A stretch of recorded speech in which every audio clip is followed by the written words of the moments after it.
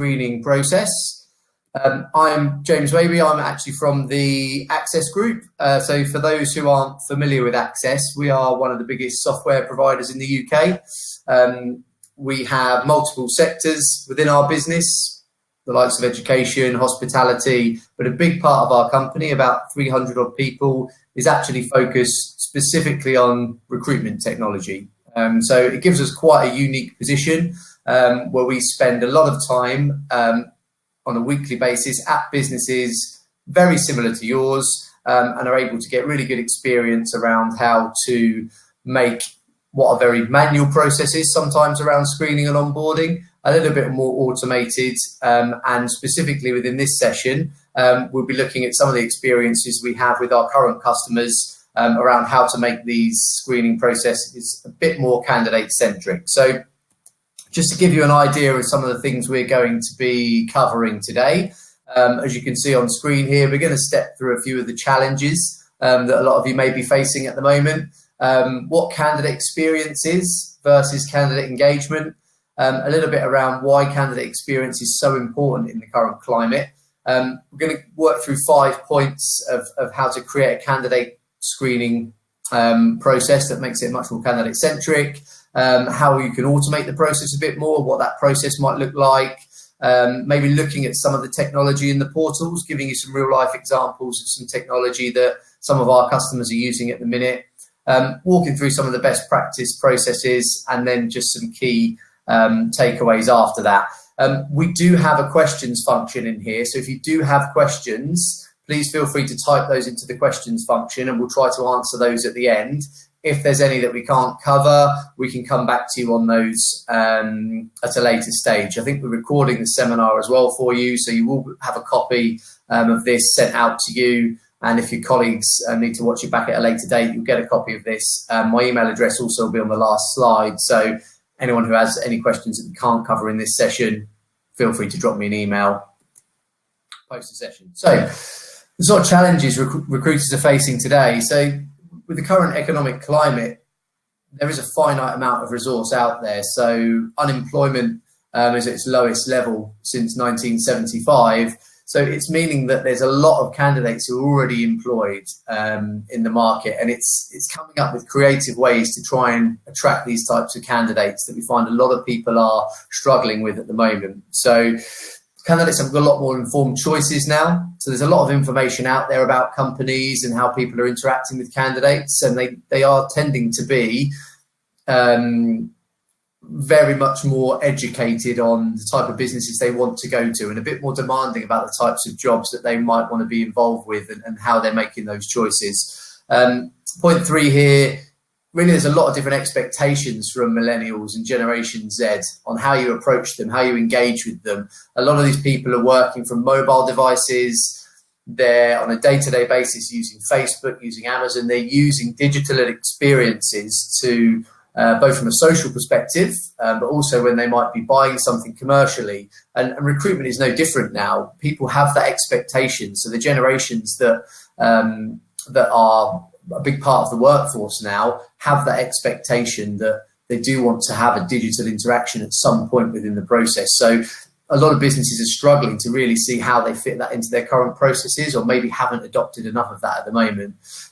We mentioned the sort of finite amount of candidates that are on the market. They are a lot easier to find now. So you can find these candidates on job boards, on places like LinkedIn, where there's a huge number of users on there now. But obviously it just means that it's much more competitive once you do get hold of those people, is making the right impression and making your brand stand out over and above everyone else's. And moving quickly on candidates. So many businesses now are trying to automate this process, are trying to speed this process up. So even though your business might be right for this particular candidate, you're doing things a bit too slowly and your competitors are coming in and placing those candidates before you're even able to get them through that process. So a lot of businesses are facing a lot of competition around just getting people into their companies and through the door quickly prior to them moving on or dropping out of the process itself.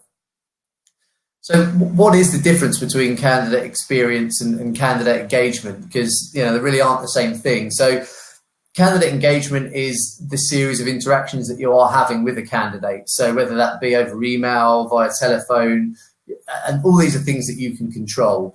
The candidate experience and how they feel about the process isn't really something that you can control yourself. So what you need to do is just to try as best you can to make that as good as experience as possible. So are you actually making it easy for the candidate?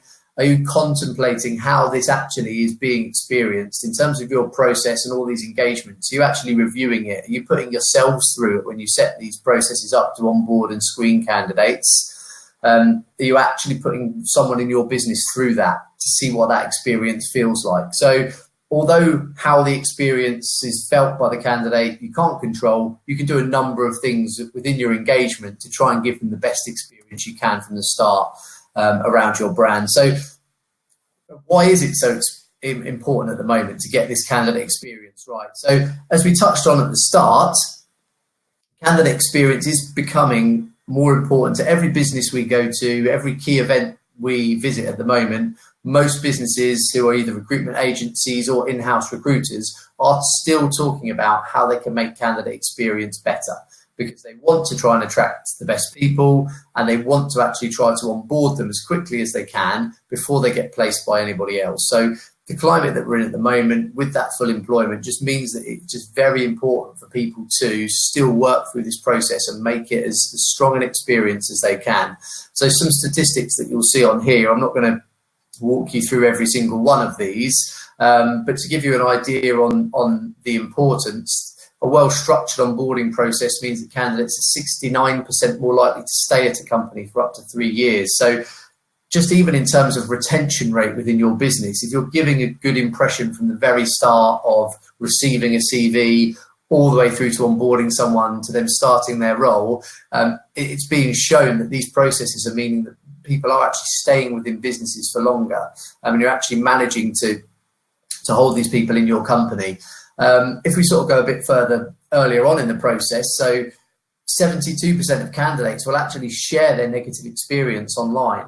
So if people are having a bad experience, even when you're trying to onboard them before you're getting them into your business, they're sharing that experience online now. So, there's things like reputational damage and brand damage that can come off the back of just giving people a bad candidate experience. And there's a few more here. 60% of candidates abandon complex online applications. So yes, you may be putting technology in place to make these applications a bit more digital focused, try and speed things up. But if those aren't done correctly and they become too complicated, then 60% of candidates are just abandoning those as well. So it's just really important to get a good balance of human interaction, technology, and just having the right policy to actually get these people through the process in quite an easy, straightforward fashion and not making it too complicated. So just a good example here is of a business who was a broadcaster.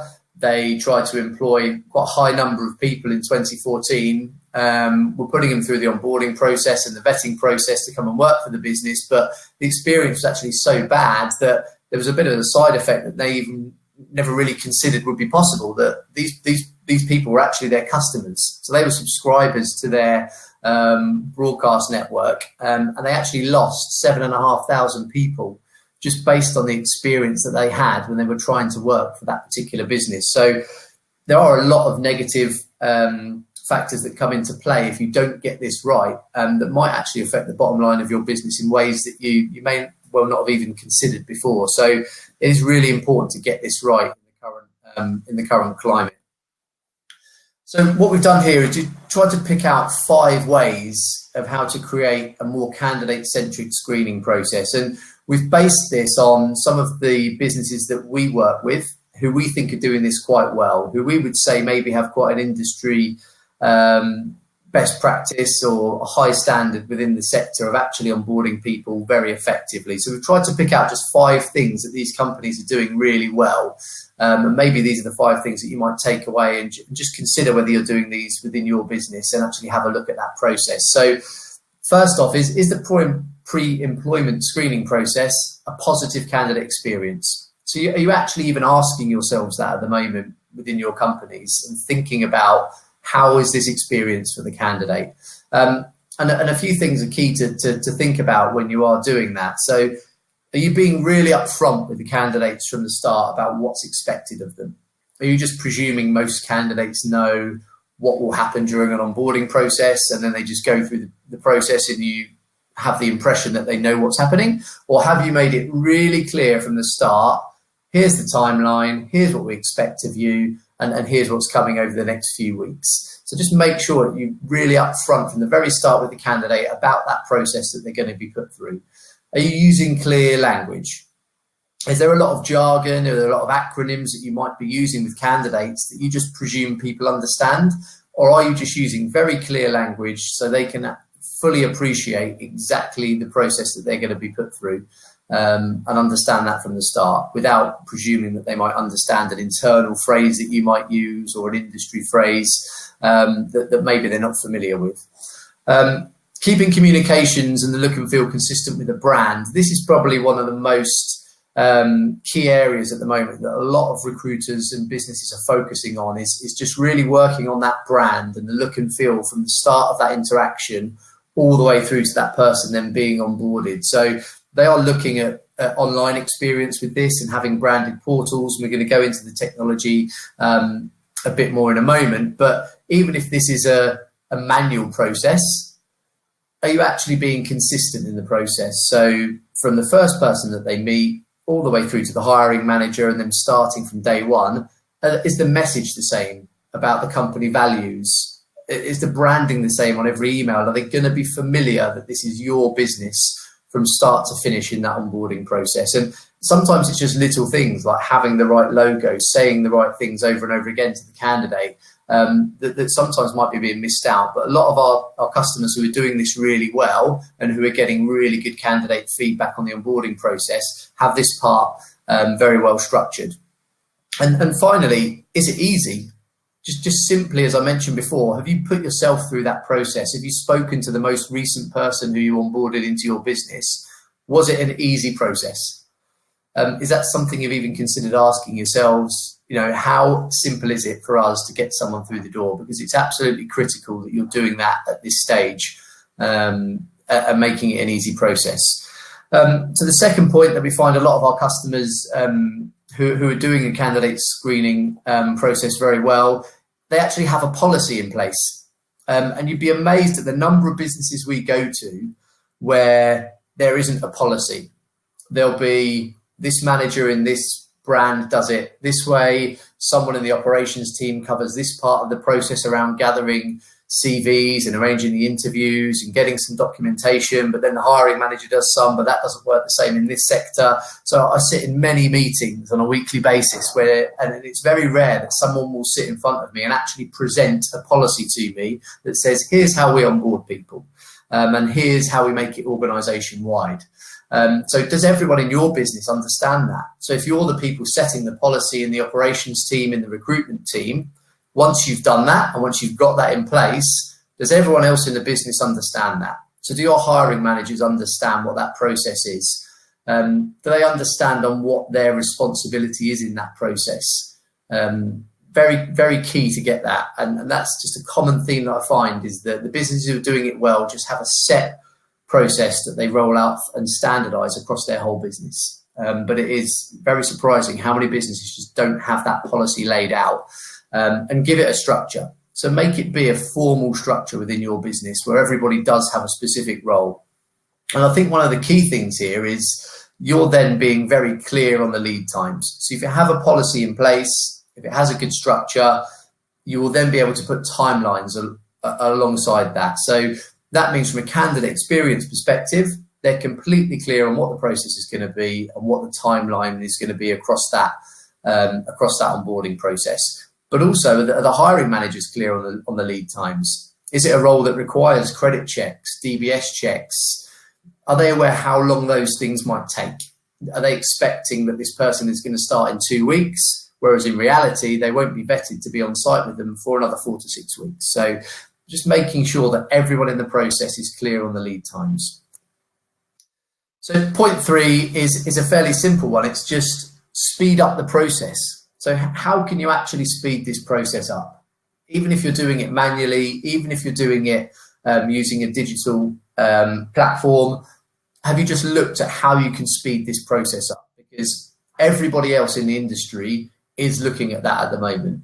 And it's a critical thing with turnaround times, with getting people from interview stage all the way through to sitting at the desk in your business.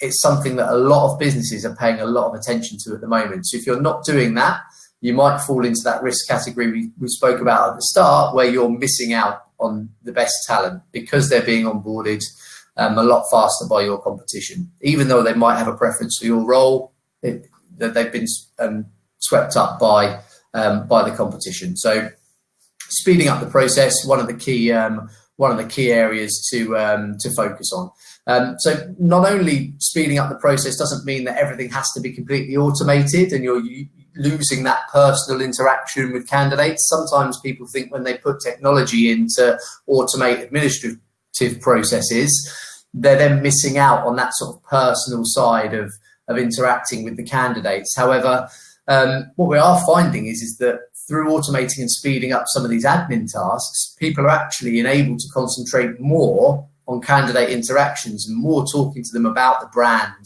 and talking to them through their personal experiences. So automate some of the more administrative tasks actually frees up your time within the business to do some of the more softer side and more personal side of engaging with the candidate.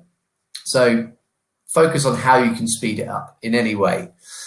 So number 4, candidate portals, we've called it, but I'd say it's just technology in general. Are you considering how technology could play a part within this process, giving you a more candidate-centric process? So you could give a lasting first impression of your business, just really showing that from the start, a branded link goes out to the candidate and steps them through that specific process for that role.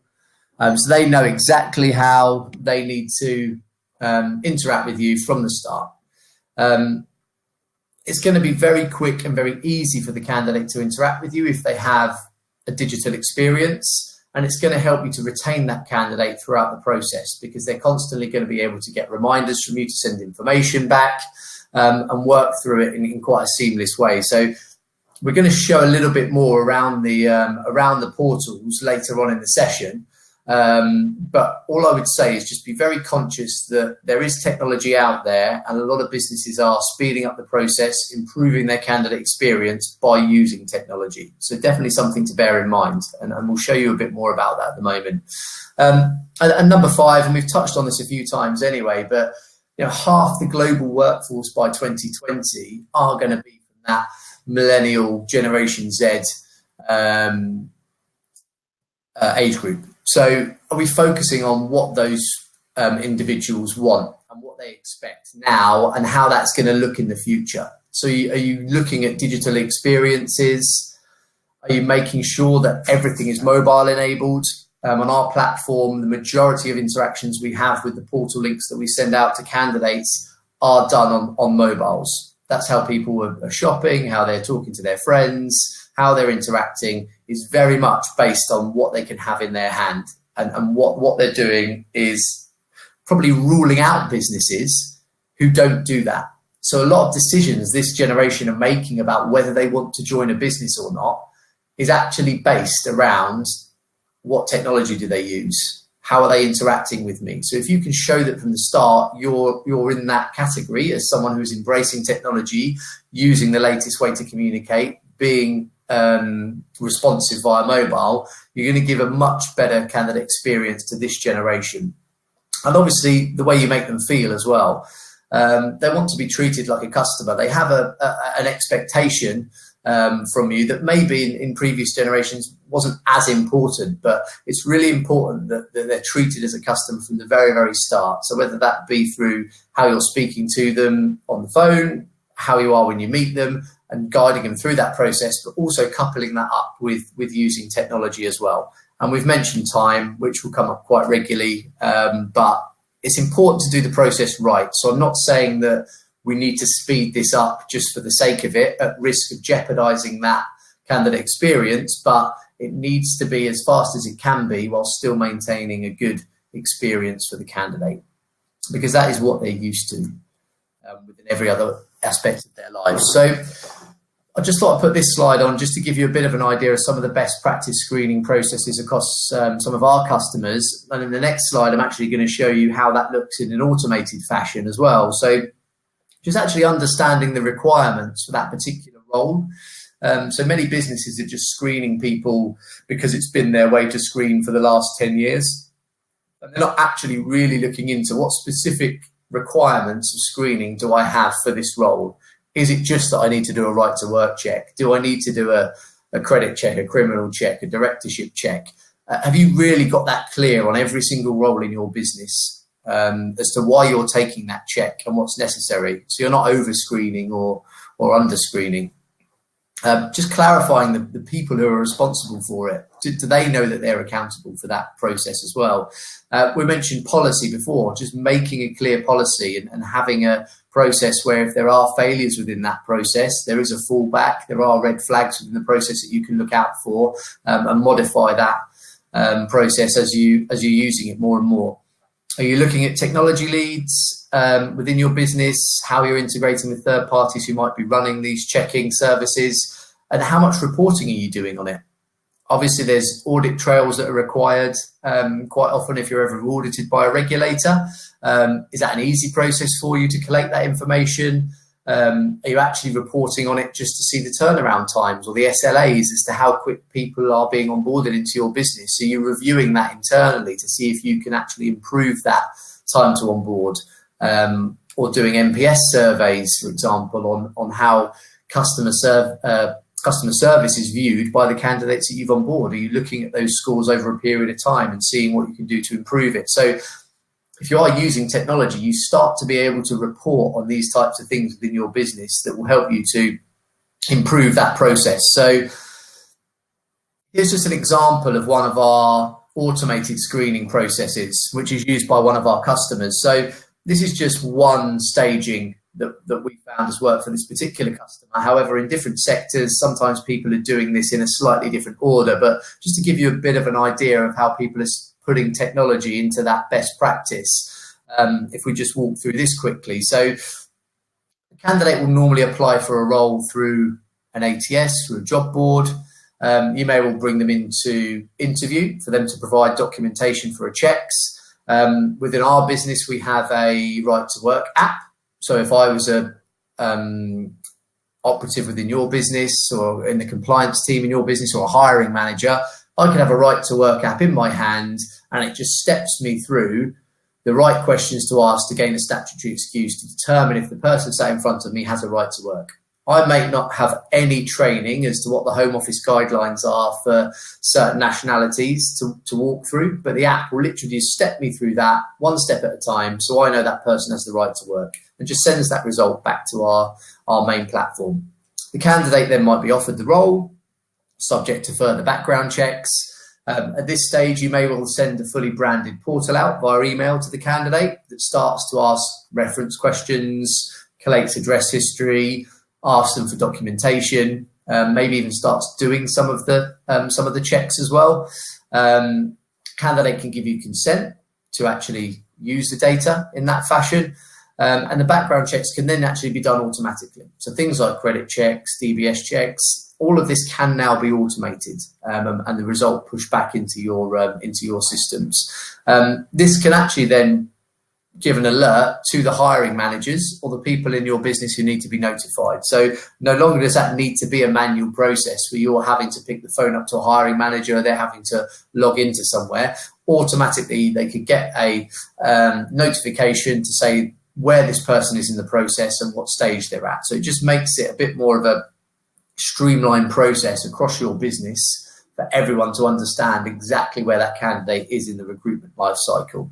And then after that, a complete report can then be viewed by our platform, by the hiring manager, and by everybody else, just as a complete checklist or a compliance pack that can be held for audit purposes. But hopefully you can see there that there are different bits of technology that are out there, not only from Access, but from other providers as well, that you can insert into your current process. So what we're saying is actually use technology to support your current process. If you do need to keep something manually, that's absolutely fine. But just maybe look at ways how you can use technology to improve some of the more administrative tasks, like checking, like doing right to work checks, like doing referencing. And this is just one process. There are many other ways to fit this technology in. Some businesses will send a fully tailored candidate portal out to the candidate as soon as they've applied for a role and start gathering information from them then. But just be conscious that there is technology out there, definitely worth considering as to how you use that. So thinking about that technology and sending portals out to candidates, so what are the benefits of doing that specifically in relation to candidate experience and time to hire? Well, it's intuitive, they're easy to use, it's very clear what you're asking for. You can just set out a criteria to just step through the process that you have for onboarding. You can do all sorts of multiple checks and referencing just all from one place without the candidate having to go to different websites or different regulatory bodies. A lot of that can be done just from one place. They can use it on iPads, on mobile devices. If they are on the train, maybe starting filling in some referencing information for you on the way home. If they forget where their degree certificate was from 5 years ago, the progress can just be saved. They can log onto their laptop at home, log into the browser and start from where they left off. So just using technology to make this a much easier process for candidates. Excuse me. It gives you the control as well. So while the candidates are doing this and feeding information back to you into a system, it gives you the control over where that candidate is in the process. And you can do things like chase candidates automatically, chase reference points automatically in these types of systems as well. So it's just giving you control over that, as opposed to it being the candidate's going away, saying they're going to send something back to you, but you're just sort of sat waiting. It just gives you a lot more control over that entire process. And we mentioned before, improving turnaround times. So if you have a system that has integrated checking facilities, as the candidates are providing you that information and sending it back to you, things like credit checks can happen within seconds and automatically be sent back to you.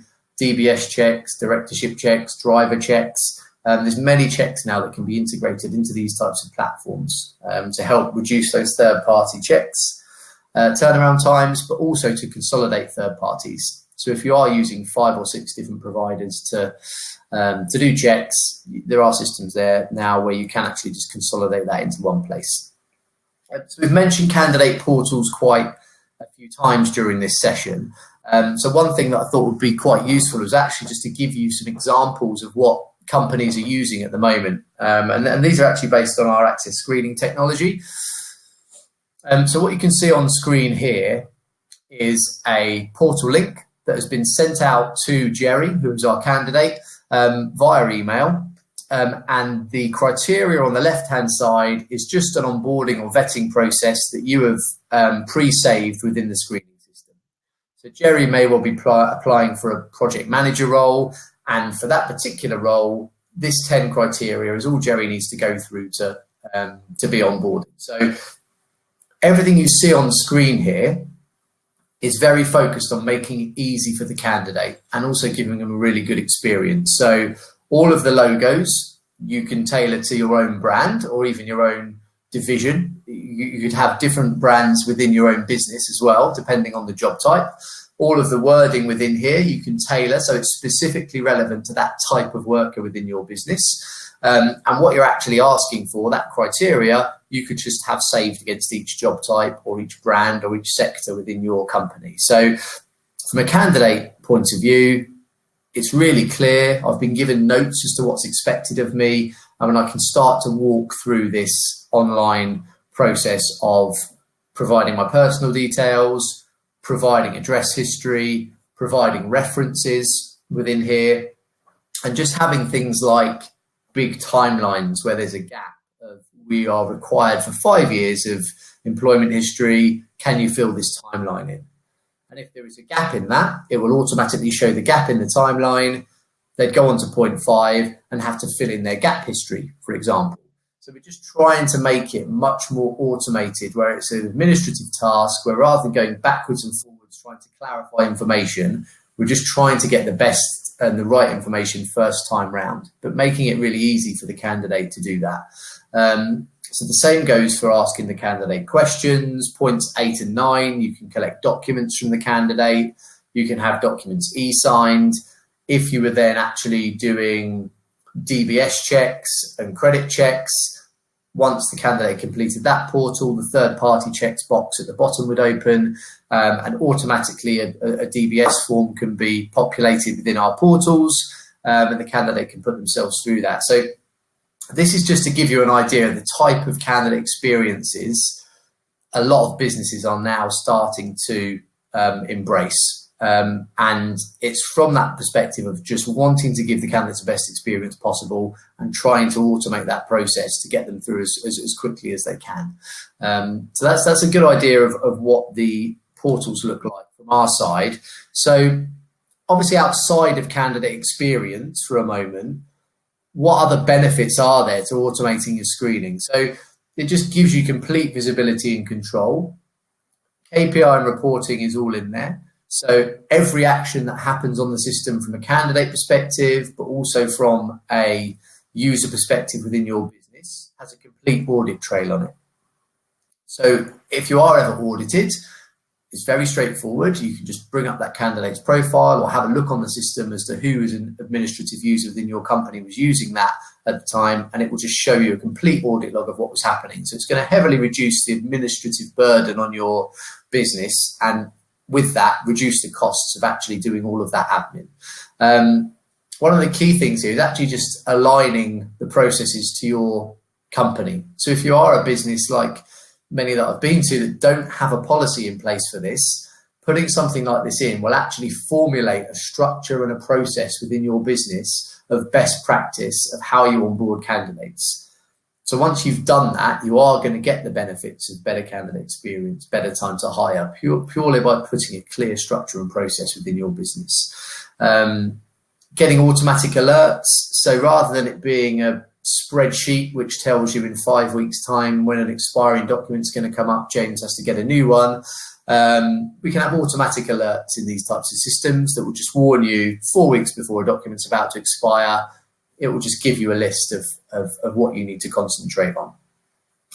We've mentioned the Right to Work app.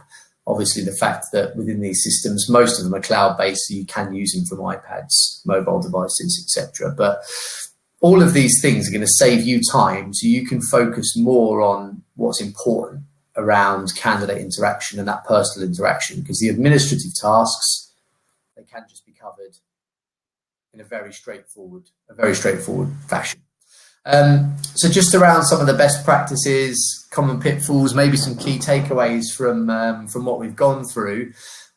Please don't just lose candidates because it's a delayed time to hire, because you've got an old application process that you've had for 10 years and you haven't changed it, because it's so common at the moment that people are losing the best candidates to their competition because of this. So don't fall into that. Be really conscious on how you're actually dealing with millennials now, and maybe how you're going to do that in the future. What's coming? Are you going to make it more digital? Are you going to have more face-to-face interactions? Are you going to improve the speed to hire? It's a really big opportunity here to promote your brand from the start. So if you're not doing this, you're missing that opportunity out from day one. From receiving an application onwards is a big opportunity to promote your brand to new hires. And then if you're doing that, it just has so many positive effects that you may not even sort of consider. How they're going to talk to their colleagues, how they're going to talk to their friends about it. And it might be one of their friends that might be the perfect candidate for your business. So promoting your brand all the time in the best way from the start is really important.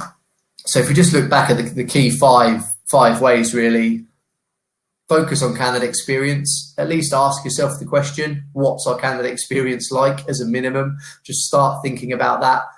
If you haven't got a policy, make a policy. Get some structure in place for you to be able to make this process more effective. Think about how you can make it faster, still maintaining a good candidate experience, but how can you make it faster? Are you looking at technology? Are you looking at technology and portals to help with this process? And how are you dealing with these next generations? So we have a 10-step screening evaluation process and a number of white papers that you can access when these slides get sent round. you'll be able to access all of the information here and go through these. So please feel free to download those, and I hope you found this session useful. So please do contact us at Access if you are looking to have conversations around how you might be able to improve this process. My email address is on the screen here, and if there have been any questions posted in the group, I will try to reply to those now. So Natasha, I don't know whether you're on the line with any of the questions that might have come up.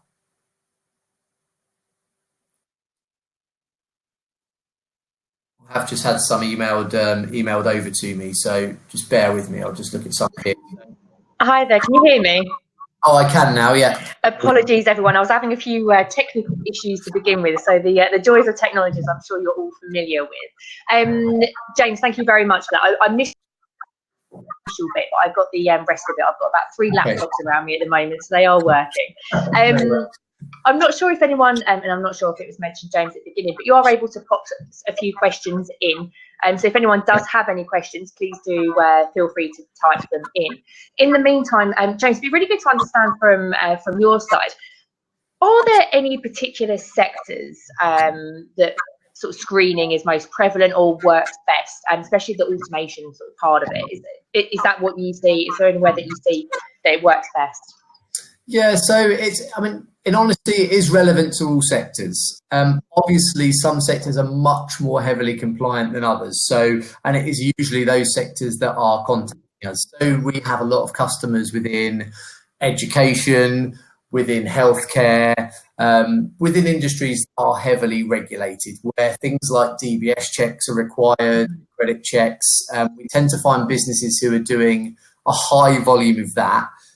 Is where they do often have a lengthy process to onboard that they're trying to improve. So it isn't only relevant to those sectors, it's relevant to all sectors, because it can just be straightforward in construction sectors of just having a better process around right to work and making sure that they're adhering to Home Office guidelines and they're not doing any other checks other than a right to work check to put this person on a construction site. So it's relevant to all sectors. I think it's some are obviously much more heavily compliant than others. But I think what people should be aware of now, that if you are working in a really heavily compliant sector, there are ways to automate a lot of the checks that you might be going to third parties to do, or looking at manual processes to validate documents. You can do a lot of that now through checking systems like this. We have 140, 150 plus different compliance checks that we run, both in the UK and also for international workers as well. So there's a lot out there. Yeah, amazing.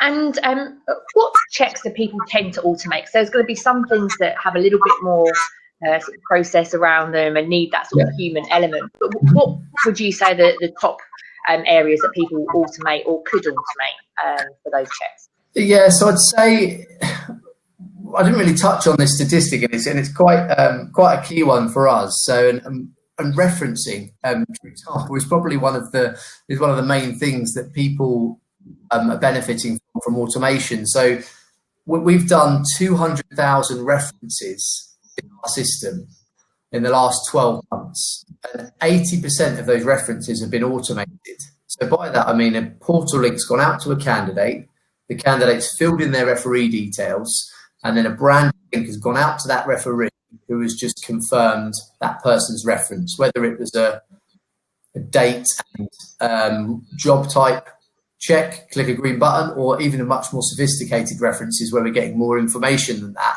People are completely automating that reference process, and through systems like ours and others, quite a lot of big enterprise businesses are doing this, but also most of the big recruitment agencies are using this now. So it's coming pretty much commonplace now that people are automating the reference process.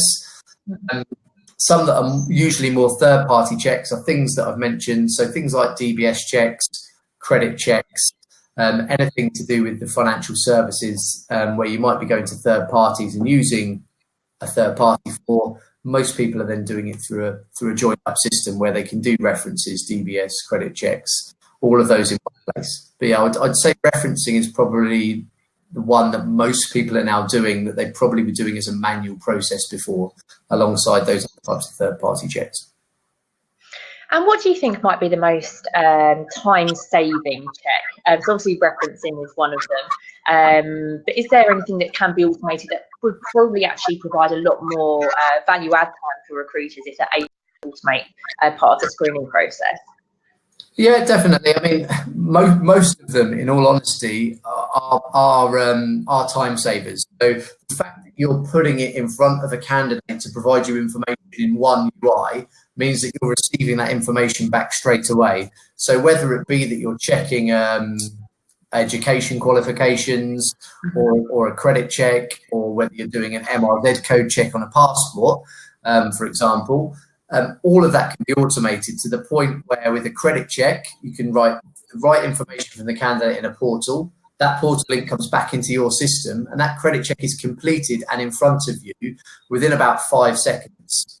So the majority of checks are being automated just because you can start it so much faster with candidates in this way. But things where we have direct integrations with credit checking companies, the turnaround times on those are sort of 5 to 10 seconds to get that back into the system. But I'd say it varies based on the sector, to be honest, as to what's most relevant for that business. Okay, great. And I think the final question, or there's one that's just come in. So how would you check the validity of a qualification? So it really depends on what it is. So we have a number of regulatory bodies that we have APIs with.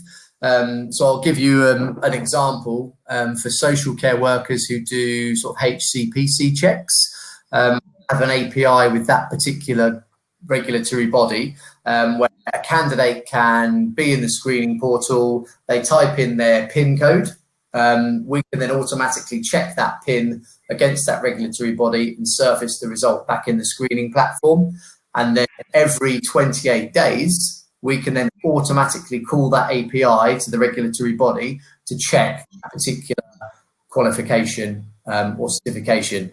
If it's something along the lines of more of a education qualification or a verification of other things, it can vary in terms of that process, but that's probably the most automated way that we do it. But it varies based on exactly what that check might be. Okay, great, thank you. Hopefully you might be able to see the questions that are coming up on the side as well now. So there's another one from Hannah that's asking, what would you say are the top 3 tips to attract and recruit millennials in the tech industry? Attract and recruit millennials in the tech industry? Yeah, I mean, we touched on some of these during the process. I mean, if they're in a tech industry, these are going to be people who are expecting a digital experience. So I would say you need to have a process to give them a digital experience. So if you've got portals, are you using right to work apps to actually give them a simple and straightforward experience? I would say is probably number 1, because that's what their interest is technology, and they will make their decision on you as a business. If you're a tech business, they're going to make their decision on how you interact with them with technology from the very, very start. So I'd say that would be absolutely critical.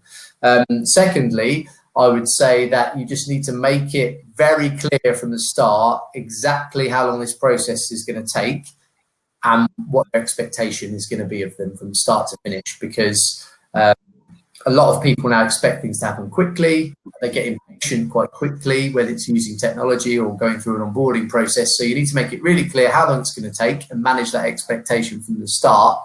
But also I think is just focus on the personal side as well. So these things are great about using technology and giving them a digital experience and making it easy for them, but make sure that you're really clear on what is driving them to take these roles. Because it might be very different from maybe when I was looking originally for a role, what my expectations were and what I thought was of interest in a role in terms of remuneration may not be what people are looking for now. They might be more focused on things like, well, what's your corporate social responsibility policy? What's the flexible working policy? So really try and consider what these types of people are actually considering when they're looking at your roles. I'd probably say they're the top 3. Great, thank you very much. And I think final question from our side. talking about ease of candidates and being able to sort of utilise technology. Yeah. Are candidates able to pay for their DBS within the portals themselves, or is that something they have to call up and do? Yeah, they can, yeah, and I think this has come about, and we put this into our product about a year or so ago for that exact reason. So a lot of time my doorbell rings and there's Amazon deliveries coming every half an hour or so. I'm not sure who's ordering it all, but it seems really easy. And you go on and you can just click a button and you've paid for a product and it's at your house straight away. People expect that now as part of a interaction with any business. So what we did within our portals was give them that functionality. So if a candidate is within our screening portal and they need to go through a DBS process, they can actually pay for that within the portal itself. Some businesses do take on that cost themselves. That is an option where we just invoice the clients, but candidates are now actually able to pay for that within the portals. Yeah, they would expect that now based on their interactions in the rest of their lives. Yeah, excellent. I've received that. I've got in our product, to be honest.